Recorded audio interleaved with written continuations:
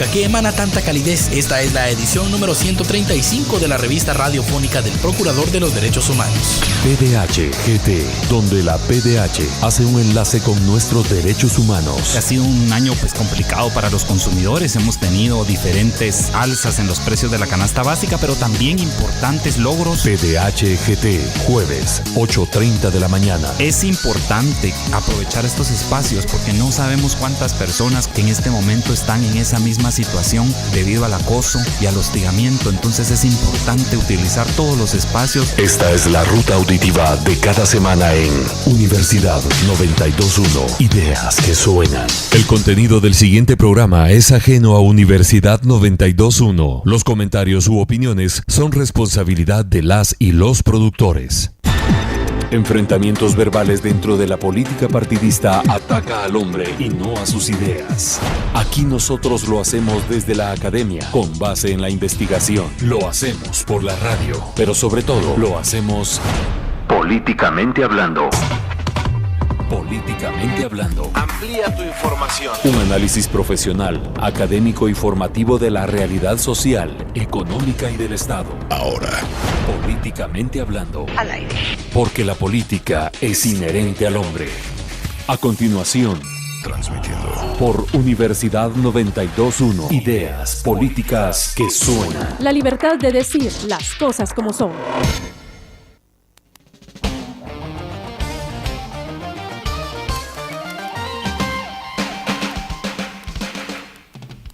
Muy buenos días, estimados amigos. Es un gusto saludarlos en esta edición de Políticamente Hablando. Gracias por acompañarnos. Este programa que es de la Escuela de Ciencia Política de la Universidad de San Carlos de Guatemala, cuyo coordinador general es el doctor Mario Roberto Morales. Se encuentra él atendiendo otros asuntos, siempre de índole, en la Semana Académica Manuel Galich, la segunda Semana Académica Cubano-Guatemalteca Manuel Galich, que inicia la próxima semana. Y para mí, Carla Roldán, será un gusto estarlos acompañando. Les recuerdo que las líneas para comunicarse con nosotros son 2207-9017 y 2207-9018. Puede ver este programa a través de www.radiosac.tk y ubicarnos en nuestras redes sociales. Facebook nos encuentra como Políticamente Hablando y en Twitter como ECP-USAC. El día de hoy tenemos mucha compañía acá en cabina, así que si nos pueden sintonizar a través de la web, pueden conocer a nuestros invitados. Tenemos importantes invitados que nos van a comentar sobre algunos, un programa realmente que es el tema del día de hoy, que son hallazgos e impresiones del programa de intercambio Juntos Japón Latinoamérica 2015. Así que me da mucho la bienvenida a dos amigos que ya hemos tenido por acá, miembros de la Escuela de Ciencia Política, y dos compañeras nuevas que nos tienen a acompañar. Así que vamos a iniciar presentándolos para empezar a conocer sus impresiones y sobre este tema de este intercambio que se está realizando. Tenemos como primer punto a Maki Ashida. Buenos días, Maki. Muy buenos días. ¿Cómo estamos? ¿Todo bien, no? Todo bien, gracias por estar con nosotros tan temprano y acá en la zona 1, en el Paraninfo tan temprano con ese tráfico. Muchas gracias más bien por invitarnos a este programa, ¿no? Gracias a ustedes. Maki es primer secretaria encargada de Asuntos Generales y de Relaciones Públicas de la Embajada de Japón en Guatemala. Es nacida en Kioto, Japón, estudios de lingüística en la Universidad de la ciudad de Kobe, de estudios extranjeros. 2002 al 2004 ella está en la Embajada de Japón en Nicaragua como asistente administrativa. Después se desempeñó durante 2004-2008 en el Ministerio de Asuntos Exteriores de Japón, específicamente en el departamento de prensa, y ha tenido experiencias en las embajadas de Japón en Venezuela, en Cuba como agregada cultural, y ahora con nosotros en Guatemala. Así que bienvenida, Maki. Bueno, muchísimas gracias, estoy muy a gusto. Gracias a ti. Y también tenemos con nosotros a Ana Lucía Blas. Buenos días, Ana Lucía. Buenos días, gracias por la invitación. Ana Lucía estudió Ciencias Políticas en la Universidad Rafael Landívar y desde hace 7 años trabaja en la Asociación de Investigación de Estudios Sociales ACIES, primero como investigadora del área política y ahora como directora de comunicación. Ella ha conducido y ha participado en diversas investigaciones y estudios y publicado varios artículos de opinión.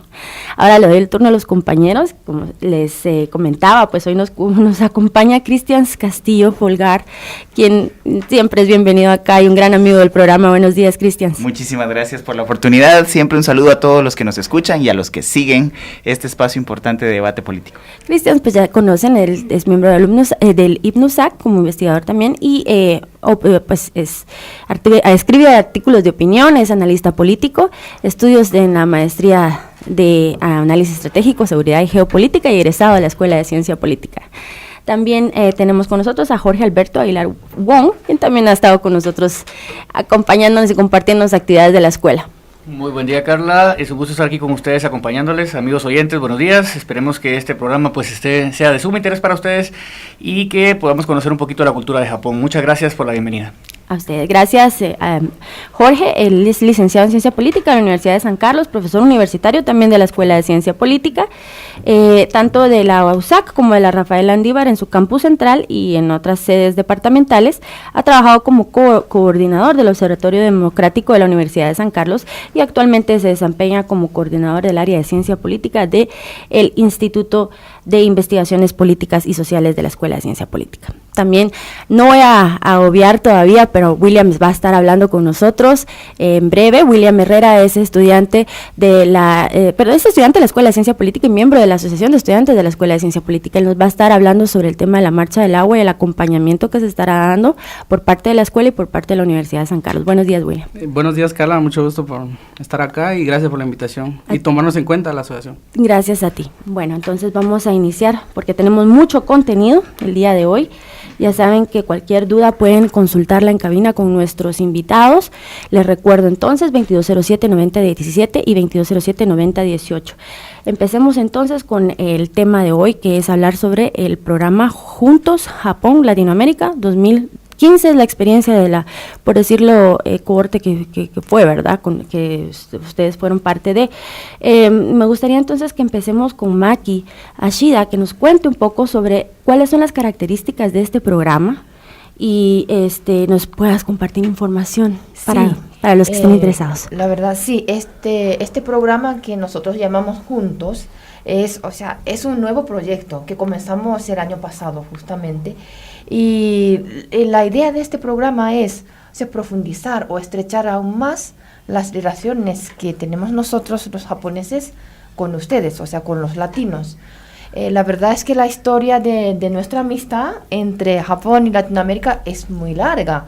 Y yo no creo que haya muchas personas que conocen esa cosa, pero hace más de 400 años ya habían llegado unos japoneses a esta zona. Bueno, no a Sudamérica, pero una comitiva, o sea, una delegación enviada por un feudo japonés hace más de 400 años, llegó primero a México, atravesando todo el terreno y pasando por Cuba, y fueron a España, hacia Italia, para ver al rey de aquel entonces y también al papa de aquel entonces, ¿no?, para comenzar un negocio nuevo y para pedir un permiso a divulgar o promocionar el catolicismo en Japón. Y eso fue hace más de 400 años. Y eso fue el primerísimo contacto de Japón con ustedes. Y luego, bueno, había unos siglos que no se profundizaba demasiado, pero la verdad es que nosotros tenemos muchos compatriotas en esta tierra, por ejemplo en Brasil, Perú, Argentina, y en México también tenemos muchos descendientes japoneses que habían llegado hace más de 100 años, ¿no? Y la verdad es que geográficamente Japón está a otro lado del Océano Pacífico y ustedes aquí a otro lado. La distancia no es poca, pero nosotros tenemos un sentimiento algo especial hacia esta zona y por eso queremos ir profundizando aún más. Por eso, por la iniciativa de nuestro primer ministro, señor Shinzo Abe, él tomó como un liderazgo de profundizar o estrechar las relaciones entre nosotros y comenzó a decir, voy a tener como tres principales objetivos, algo así, y comenzó a decir, trabajaremos juntos. De ahí dijeron, progresar juntos, luego liderar juntos e inspirar juntos entre Japón y Latinoamérica. Y este programa de que estamos hablando es, o sea, tener un intercambio aún más estrecho o más específico entre los japoneses y los latinos. El gobierno de Japón invitó a más de 100 personas, 100 latinos, a nuestro país para que vivieran nuestra sociedad, ¿no? Y profundizar nuestros conocimientos mutuos, y así entonces vamos trabajando mejor de manera conjunta. Y sí, este año, el pasado mes de marzo, fueron 5 jóvenes excelentes, o sea, profesionales, visitaron nuestro país para conocer a nosotros y un poco de nuestra cultura y de sociedad. Sí. Y estamos comenzando este nuevo proyecto, pero seguramente seguiremos los próximos años también invitando a algunos jóvenes o así que tienen una buena motivación, ¿no? Para que trabajemos juntos. Jóvenes que se destaquen en lo profesional. Algo así. Muy bien, y vamos a platicar entonces un poquito de cuáles son esas condiciones, cómo es que se busca a los jóvenes, a los profesionales para hacer el intercambio.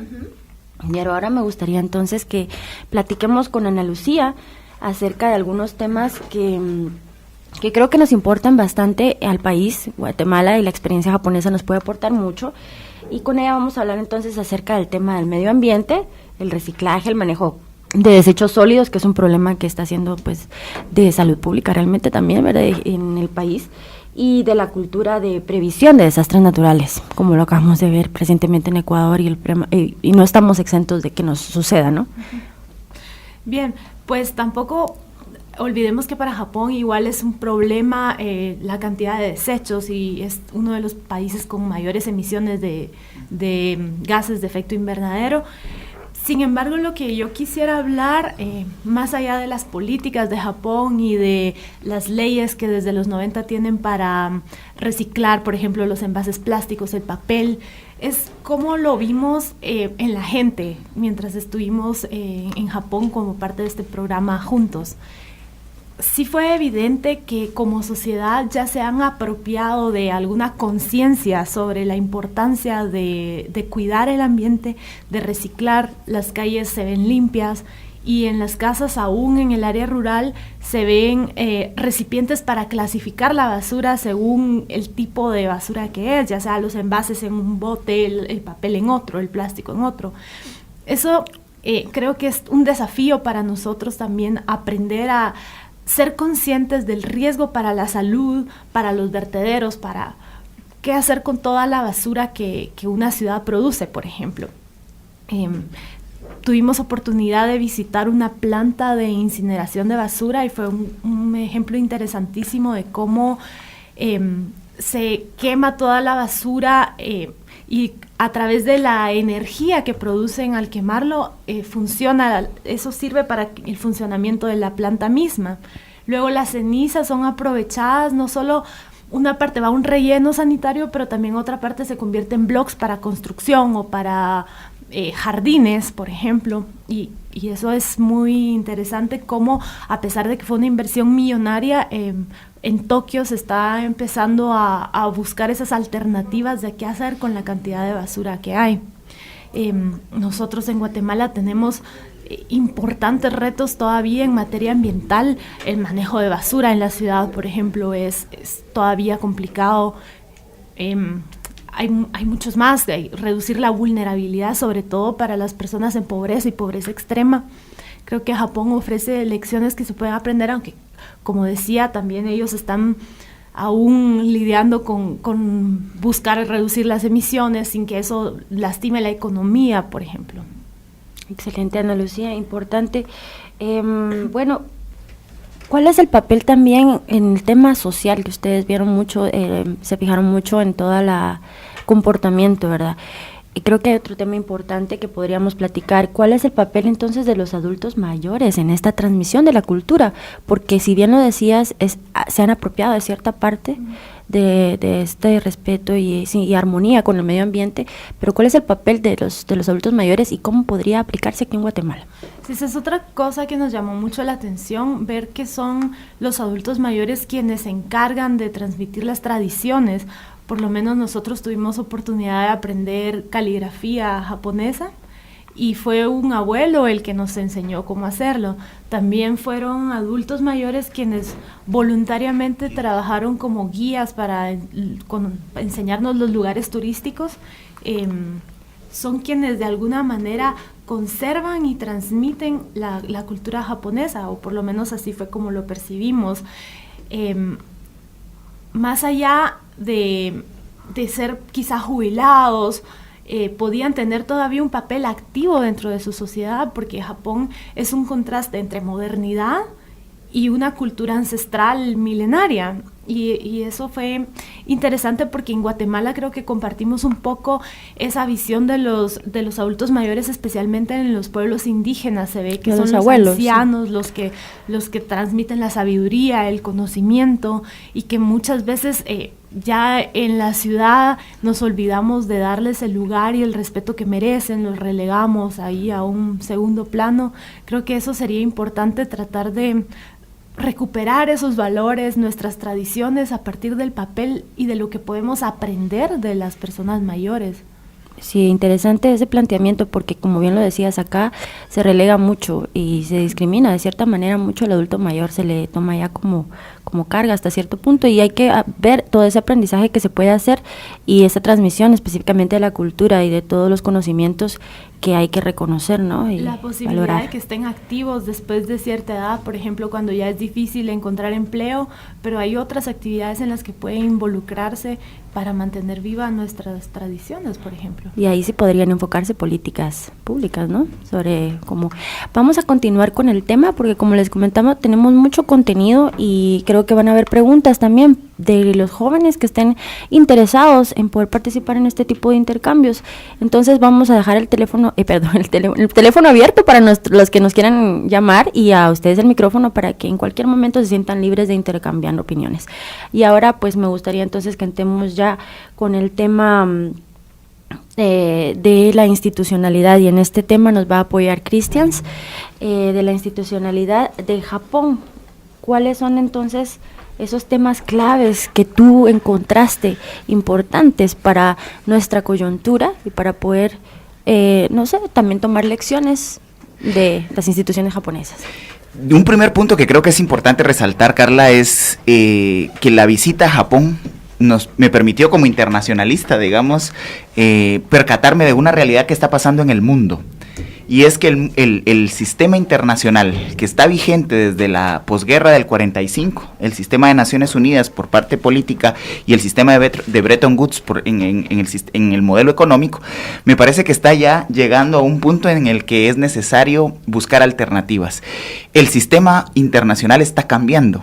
Lo que pasa es que en nuestros países, y específicamente en Guatemala, estamos tan preocupados de los problemas internos que hemos perdido de vista los cambios que se están dando en ese sistema internacional. Esta visita a Japón me permite, primero, reidentificar el papel y la posición que ocupa Centroamérica en el comercio mundial. Digamos, una de las premisas interesantes es Japón ve a América como un socio, y un socio con el que puede desarrollarse. Y uno de los planteamientos que escuchamos en el modelo económico japonés es que no basta con desarrollar Japón, sino que es necesario que los socios también se desarrollen para convivir juntos, armónicamente, en un mundo, en un nuevo mundo. Ese planteamiento me pareció fundamental, sobre todo porque ellos también identifican el valor geoestratégico de Centroamérica, que comunica al comercio mundial en los dos grandes, digamos, mares, en las dos grandes cuencas de comercio mundial. Pero pasando ya a la experiencia puramente de la vida en Japón, la primera gran impresión es que el Estado en Japón funciona para el bienestar. Desde que uno llega al aeropuerto, uno encuentra en la forma de organizarse socialmente, en las normas que rigen la sociedad japonesa, en los hábitos de convivencia, uno encuentra que la sociedad en su conjunto funciona para el bienestar del individuo. Ese fue un primer, digamos, hallazgo sumamente importante. Ver cómo en cosas tan elementales de pronto, pero que nosotros no lo estamos viendo desde esa perspectiva, el trasladarse de un lugar a otro contribuye al bienestar de la vida, al bienestar de las personas. Y entonces uno llega a Japón y encuentra una super infraestructura desarrollada que facilita la movilidad en las grandes ciudades y entre las grandes ciudades. Además hay una gran cantidad de opciones de transporte. Está el metro, están los tranvías, está el Shinkansen, que es, digamos, uno de los mecanismos de punta para el transporte en Japón, que es el tren bala. Hay transporte marítimo, transporte aéreo, es decir, autobuses, todo de muy buena calidad, todo muy limpio, todo muy ordenado y todo muy pulcro. Eso, en definitiva, puede contribuir significativamente a no desperdiciar el tiempo. En Guatemala estamos, tú lo decías al inicio, Carla, estamos invirtiendo entre 3 y 4 horas diarias solamente de transporte de nuestra área de vivienda hacia nuestro trabajo y de regreso. Lamentable. Y estamos dejando de vivir 4 horas por día. Dejando de vivir porque al final, aunque uno vaya en un bus público, en Guatemala la inseguridad nos hace que no podamos estar tranquilos, en que si nos dormimos seguramente despertamos sin el celular. Esa fue otra de las experiencias muy importantes en Japón, la percepción de la seguridad.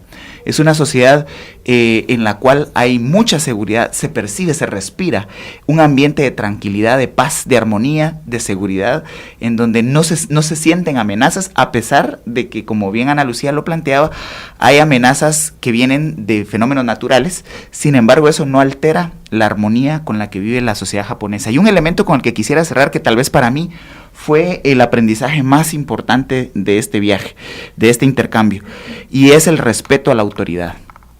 Una sociedad que no respeta la autoridad, no respeta instituciones, no respeta acuerdos, no respeta normas, no respeta procedimientos, no respeta prácticas sociales. Y eso es lo que a los latinos, y en el caso guatemalteco, creo nos está generando mucha incertidumbre, mucha conflictividad y mucha tensión. No respetamos la palabra, por ejemplo. Hace 10, 20 años, yo recuerdo en las familias tradicionales guatemaltecas, la palabra tenía un valor muy importante. Lo que los abuelos decían, vamos a hacer tal cosa, eso se hacía. Y uno de patojo tenía que aprender a que si se comprometía con algo, había que hacerlo de la mejor forma posible. Ese tipo de instituciones, esos son las instituciones. Esas son las normas que permiten una convivencia sana. Japón me recordó lo valioso que es que respetemos nuestras instituciones. No basta con que el Congreso legisle y emita un montón de leyes si a la hora de aplicarlas no las respetamos. Para mí el gran aprendizaje institucional, el gran aprendizaje político es el valor que le da la sociedad japonesa a sus instituciones, que es cultura, que son tradiciones, que son normas, que son leyes, que son hábitos, procedimientos, y ellos son muy respetuosos, y eso garantiza que su sociedad me parece que sea muy exitosa al día de hoy. Gracias, Cristian. Realmente es importante lo que tú mencionas, porque si bien, como tú decías, el respeto a la autoridad, pero en nuestro país actualmente hay mucha inestabilidad en ese caso, ¿verdad? No hay respeto a la institución, a las autoridades, lo que crea esa conflictividad. Estamos como en una ebullición constante, ¿no? de elementos, por lo cual creo que es importante aprender estas lecciones que ustedes bien tendieron a compartir en esta experiencia y a conocer, ¿verdad? También compartirlas acá con nuestra audiencia y con el país en general. Vamos a ir a nuestra primera pausa en breve. Antes quiero comentarles sobre las actividades de la Semana Galich, que ya inician este próximo lunes 25 de abril. En la Escuela de Ciencia Política tenemos charlas, conferencias. El día martes vamos a hacer entrega de la producción bibliográfica del Centro de Estudios Latinoamericanos Manuel Galich, que incluye varios libros y es totalmente gratuito. Así que los invitamos a participar. El día lunes es en la Escuela de Ciencia Política a partir de las 17:30 horas hasta las 19:30 o 20 horas. El día martes también en la Escuela de Ciencia Política. Miércoles tenemos actividad en el Museo de la Universidad de San Carlos, en el MUSAC. Ahí va a tener una participación especial y el licenciado Sabastume Gemel en un evento donde se reconoce el auditorium del CANG, como en honor a Manuel Galich, y también se va a hacer un homenaje a la Escuela de Ciencia Política por su participación en las manifestaciones pacíficas. Después les voy a comentar de los otros eventos que tenemos, y antes de irnos en estos 3 minutos que nos restan, me gustaría también darle la bienvenida a William Herrera para que nos empiece a comentar ahora sobre el tema de la Marcha del Agua, que hoy vamos a estar albergando. Ya se encamina, ya está encaminada desde hace días, pero hoy entra ya a la ciudad. Tenemos 2 vertientes, una del sur, una del norte. William nos va a estar contando, vamos a hacer un quiebre en este tema del día de hoy del programa, y tenemos más información por parte de nuestro colega Jorge Wong, pero vamos a hacer esta pausa para cortar en y regresar en la próxima, que nos sigas comentando sobre qué se necesita para apoyar. A ver, entonces, William, ¿qué es lo que se trata de plantear con la Marcha del Agua? Y cuéntanos entonces quiénes la conforman. Bien, la Marcha del Agua surge como medida política de parte de la Asamblea Social y Popular, que digamos es un espacio político que reúne a varias organizaciones sociales de diferentes sectores y objetivos. Dentro de la Asamblea Social y Popular, los estudiantes han tratado de articularse y también aportar a la discusión política. Entonces se aprovecha el día 22 de abril, que sería mañana, el Día de la Tierra, para posicionar el tema del agua, que ha sido un problema, digamos, de consumo como también de protección.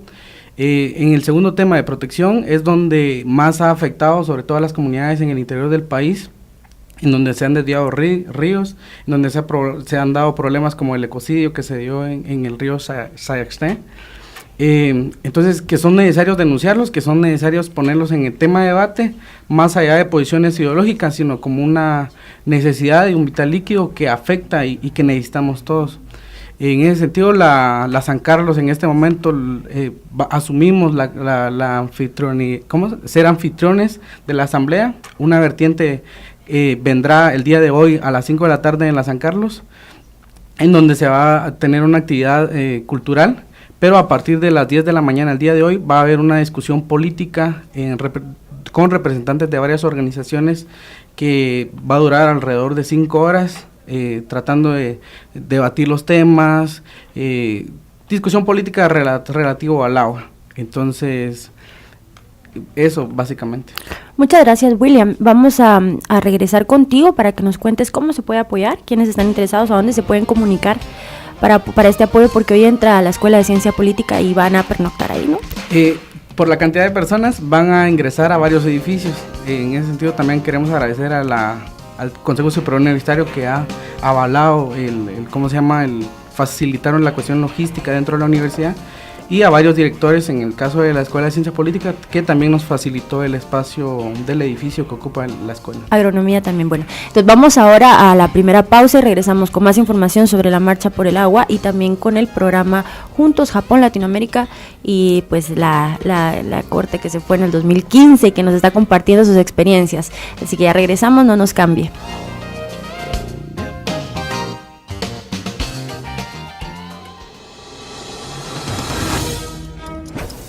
60 segundos con el arte.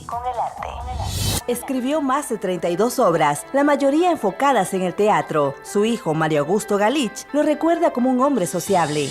Él era un hombre simpático, alegre, de muy buen humor. Le gustaba contar chistes. A Manuel Galich lo caracterizaba su elocuencia. Para que los pasos no me lloren, para que las palabras no me sangren, canto. Para tu rostro fronterizo. Su libro Del pánico al ataque narra la historia de cómo se gestó el movimiento revolucionario del 44. En el campo de la política, Galich ocupó cargos importantes. Fue funcionario público. Después del triunfo de la revolución, él quedó como diputado por Escuintla y como miembro de la constituyente que elaboró la Constitución de 1945. Y luego le tocó ponerle la banda presidencial al presidente electo, el doctor Juan José Arévalo. Y luego fue su primer ministro de Educación Pública por más de 2 años. Fue un hombre moral y cívicamente íntegro, en todo sentido. Como ciudadano, cumplió con su deber. Como funcionario, su interés fue servirle al país. Y moralmente, porque fue un hombre honesto. Manuel Galich, el verbo de la revolución. 60 segundos con el arte. Universidad 921. Ideas que suenan. Bueno, como le decía, es mejor que se quede licenciado porque con ella no contamos. Una mujer no debe obtener menos que un hombre ante un mismo trabajo. Inclusión. Ay, Dios, usted por ser mujer no tiene fuerza. Hágase a un lado, lo voy a hacer yo. La discriminación entre ambos sexos debe abolirse. Equidad. Se acercan fechas importantes para un conocimiento fundamental en la sociedad. Inclusión social y equidad de género en educación superior. Curso especial de la Cátedra de Investigación Marie Curie. Jueves 14 de marzo, jueves 14 de abril y jueves 19 de mayo a las 8 de la mañana en las salas 1 y 2 de Biblioteca Central, Edificio de Recursos Educativos, Campus Central, Zona 12. Le invitan Instituto Universitario de la Mujer de la Universidad de San Carlos de Guatemala y Universidad 921. Ideas que suenan. El país está sufriendo el bombardeo de contenidos alterados y desinformación constante. Y para contrarrestarlos, actualizamos la información de verdad. Ahora, resumen informativo. Actualizando la información en Guatemala. Buenos días, es momento de un avance noticioso. Cuerpo de bomberos auxilian a una mujer herida de bala en el kilómetro 7.5 de la ruta del Atlántico. La fémina fue trasladada al Hospital San Juan de Dios. Además, localizan a otra mujer baleada en el viaducto San Rafael, zona 18. El Ministerio Público recaba evidencias en el sector y no hay paso vehicular. Provial reporta un tráiler descompuesto, el cual obstruye un carril en el kilómetro 20 de la ruta interamericana hacia San Lucas. Actualizando la información mundial. La Confederación de Estudiantes Universitarios de Chile, junto a la Coordinadora Nacional de Estudiantes Secundaria, la Asamblea Coordinadora de Estudiantes Secundarios y el Consejo Nacional de Trabajadores de las Universidades Chilenas, decidieron mantener su llamado a la manifestación pacífica denominado Banderazo por la Educación. El Parlamento de Ecuador comenzará desde este jueves una campaña denominada Ayudatón por la Reconstrucción, mediante la cual pondrá en marcha la recolección de recursos económicos y materiales de construcción para recuperar los lugares afectados por el terremoto de magnitud de 7,8 que afectó a la nación el pasado sábado. Esté pendiente de más noticias en el siguiente avance a las 9 horas. Resumen informativo. Una actualización a los contenidos noticiosos, sin alteraciones ni enajenaciones. Universidad 921 FM. Información e ideas que suenan.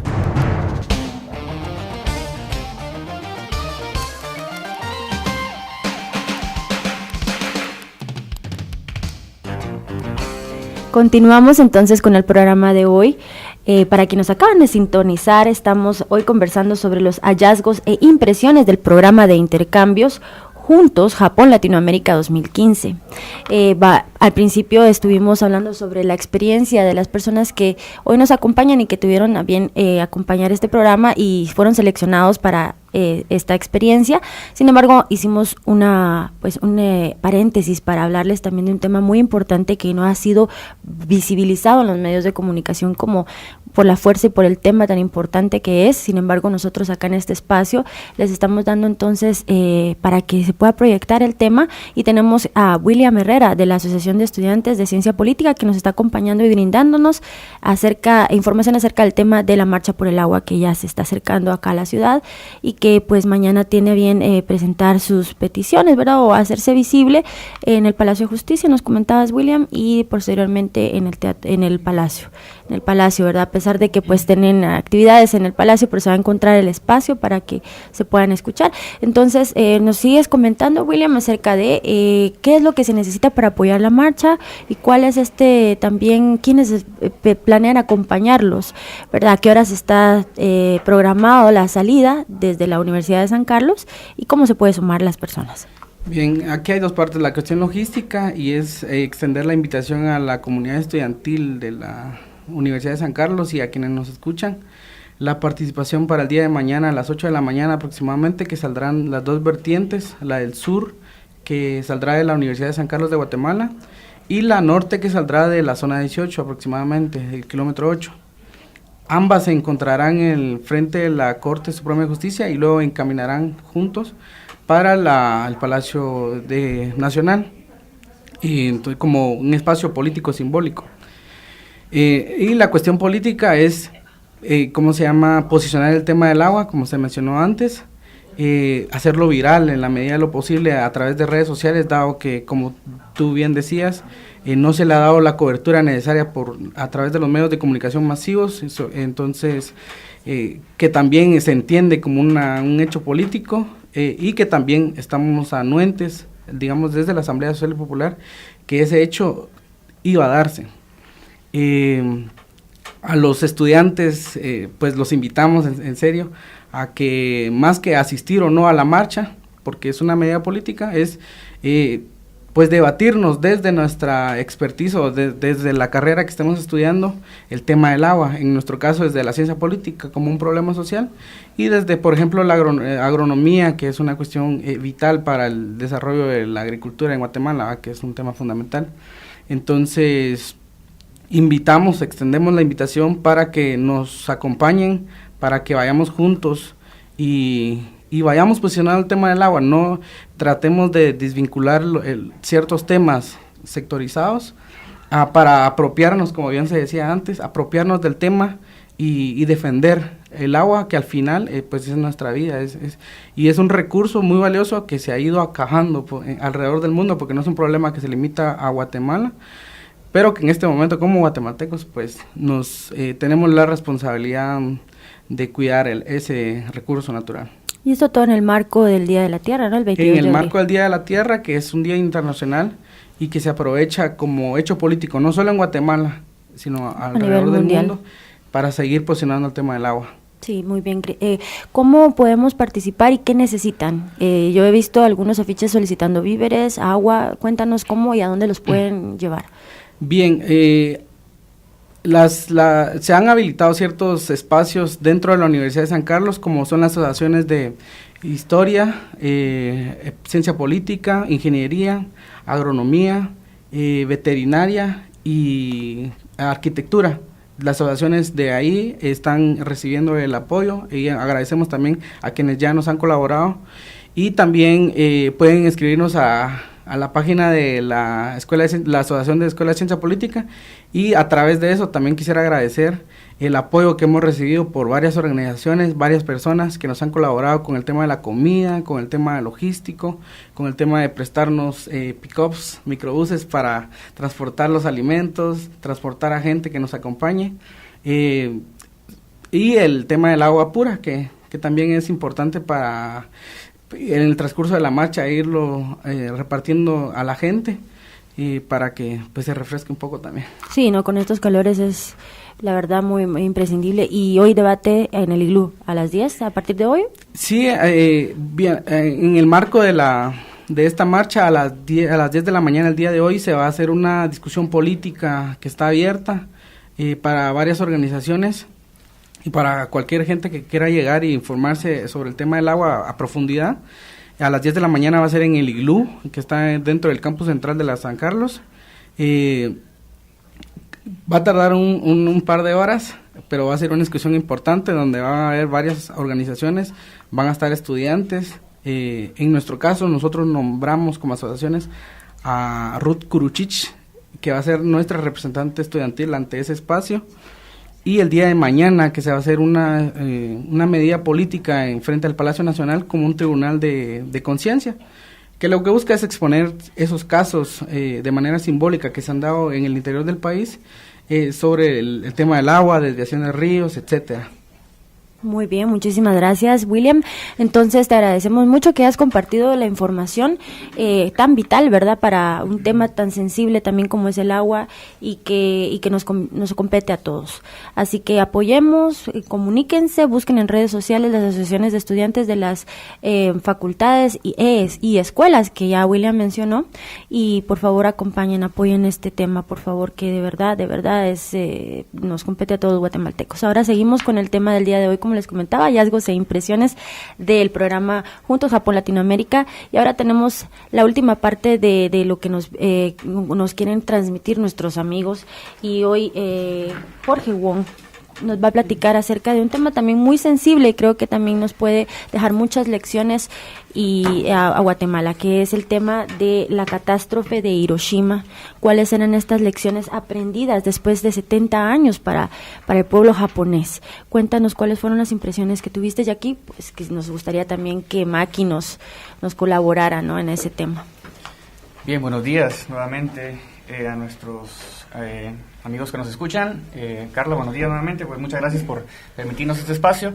Y la verdad es que sobre lecciones aprendidas, es lamentable decir lo que tengo que mencionar, pero es la verdad. No aprendimos ninguna lección con la situación que pasó en Hiroshima, porque hoy en día en el mundo existen 26,000 armas nucleares en todo el mundo. Y desde que estalló la bomba en Hiroshima hasta el día de hoy se han dado más de 2,000 ensayos nucleares. Esta información según la Oficina de Asuntos de Desarme de Naciones Unidas.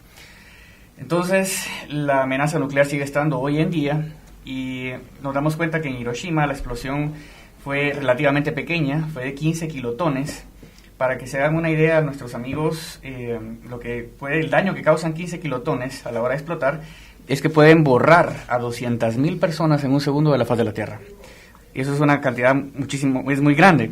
Pero cuando vemos lo que hay hoy en día, porque fueron desarrollando las armas nucleares, llegamos hasta la bomba más grande que fue explotada por la Unión Soviética en un campo de pruebas, que llega a una capacidad de 50 megatones. Un megatón tiene 1,000 kilotones. Y la bomba que explotó en Hiroshima es de únicamente 15 kilotones, ¿sí? Entonces, al hablar de 50 megatones, estamos hablando de armas pues mucho más potentes y que pueden causar mucho más daño a la humanidad. Entonces, hemos tenido problema con esa situación. No hemos aprendido como humanidad, lamentablemente, del desastre que causó esta situación. Y, bueno, seguirá la lucha, ¿no? Y de eso parte vamos a hablar ahorita con ustedes, porque hay iniciativas que nacieron a raíz de esta situación en Hiroshima. Y vamos a hablar hoy de dos, para ser más concretos. La primera de ellas se llama Alcaldes por la Paz, que es una iniciativa que nace en Hiroshima y que al día de hoy reúne a 7,000 ciudades miembros, que la reunimos en abril de este año, 2016. Y es curioso saber que Guatemala tiene 4 ciudades en ese listado, ¿sí?, que apoyan esta iniciativa de Alcaldes por la Paz. Y esas ciudades son la ciudad de Guatemala, está Palencia, está Santa Lucía, Cochumalguapa y está Tecpan, esas 4 ciudades. Y estamos quedándonos un poco atrás porque a nivel de Centroamérica, por ejemplo, Honduras tiene 3 ciudades, El Salvador tiene 18, allá nos empezamos a quedar atrás, Costa Rica 47, México 86 y Nicaragua tiene 155 ciudades que pertenecen a esa iniciativa.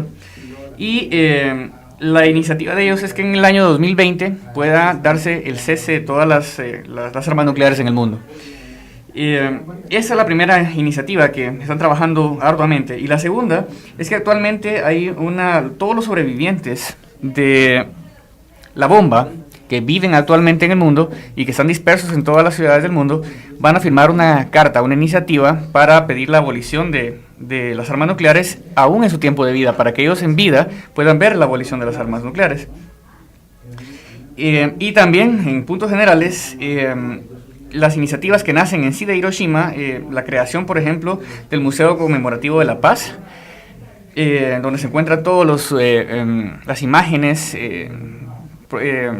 desechos que quedaron de la bomba y un montón de situaciones más, que fotografías, la maqueta de cómo fue que estalló la bomba a 600 metros de altura, un cenotafio que recuerda a las víctimas, la llama de la paz que arde desde 1964 y el montículo memorial a las víctimas de la bomba atómica, que es algo muy muy curioso porque ese montículo de tierra que está cubierto en el parque en el Parque Conmemorativo de la Paz tiene los restos de 70,000 personas, ¿sí? Entonces estas 70,000 personas hay familias o personas que dudan que encuentren a una persona en ese tiempo, pueden abocarse a este banco de datos para ver si un familiar de ellos falleció en ese momento de la bomba nuclear.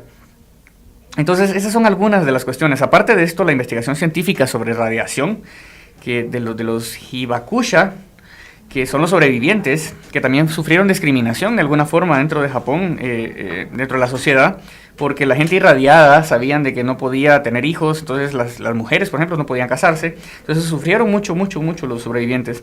Y se formaron 2 comisiones en ese tiempo. La primera, que se llama Comisión de Víctimas de la Bomba Atómica, que nace en noviembre 26 del 46, duró 25 años, y el día que acaba o que muere esta comisión, nace la Fundación para la Investigación de los Efectos de la Radiación, que nace en abril 1 de 1975 y al día de hoy tiene 41 años de vida.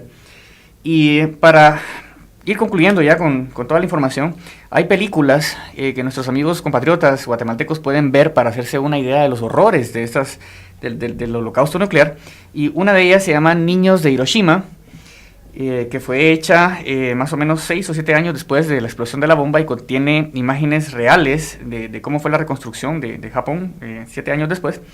Y otra más reciente de 1989 que se llama Lluvia Negra, Kuroi Ame, que son películas que son muy famosas tanto adentro como fuera de Japón, porque logran transmitir el horror de lo que es la explosión nuclear y todo lo que viene después de la explosión nuclear. Entonces, como guatemaltecos tenemos que estar conscientes de esto y apoyar todas las iniciativas también, porque vivimos en un mundo en el cual un conflicto nuclear puede acabar con toda la humanidad. Entonces, es elemental que le pongamos atención a esas cosas. Gracias, Jorge. Y hablando pues de todo este desastre que causó después de 70 años, yo creo que sí hay elementos, si bien no fueron causados por un desastre atómico, ¿no? Pero hay elementos o nuclear en Guatemala y en Japón como memoria histórica que se tiene de una catástrofe, ¿no? Acá también el tema del conflicto dejó una gran cantidad de personas fallecidas, pero yo quisiera la experiencia como pueblo de Japón, cómo ellos se apropiaron de eso en cuanto a memoria histórica y qué lecciones podemos aprender nosotros como pueblo para no repetir estos hechos. En esto nos puede apoyar Maki también y por supuesto abierto para ti, Jorge. Gracias. Mire, es que, bueno, ya desde que cayeron esas 2 bombas atómicas en el año 1945 han pasado más de 70 años. Y la verdad es que las personas que vivieron esa experiencia allá en Hiroshima y también en Nagasaki ya son muy mayores. Y las generaciones jóvenes de nuestra edad o de los estudiantes, por ejemplo, por supuesto que nosotros no vivimos directamente esa experiencia y el recuerdo se va, como digo, poco a poco se va difuminando. Sí, o sea, desapareciendo un poquito, ¿no? Pero es que nosotros fuimos el único país que vivimos esa experiencia y no debemos cometer el mismo error. Y así que siempre los ancianos o los que vivieron esa experiencia siempre nos tratan de transmitir sus experiencias y desde nosotros en la escuela primaria siempre aprendemos qué pasó y cómo fue y por eso no podemos, o sea, no debemos, o sea, cometer el mismo error, así viendo esas películas o viendo documentales, escuchando los cuentos que nos hablan ellos, o sea, los sobrevivientes, algo así, ¿no? Y perdón, y Japón, o sea, después de la Segunda Guerra Mundial, tomó como el principio de nuestro país que no tenemos, o sea, las bombas atómicas ni no dejamos que nos, o sea, entrar a nuestro país en las bombas o así, las bombas